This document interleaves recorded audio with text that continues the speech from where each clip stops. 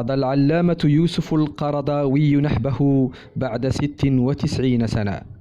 نعم، بعد عمر طويل من الجهاد باللسان في سبيل إعلاء كلمة الحق وإزهاق كلمة الباطل.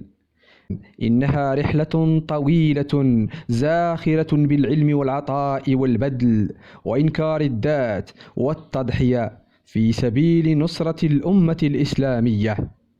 وبهذه الفاجعة الأليمة كتب الشاعر السوري اللاجئ بتركيا أنس الدغيم يرثي الفقيه والمصلح والصالح والعلامة التقي والورع الألمعي يوسف القرضاوي، فقال: في ذمة الله هذا الواقف الجبل، العالم الفد والعلامة الرجل، شيخ المواقف ما لانت عريكته، في الحق أو رده عن رأيه وجل، 96 والهمات عالية كأنها في سماء الأمة الشعل، إن كان وافاك من بعد المدى أجل فما لذكرك فيما بيننا أجل.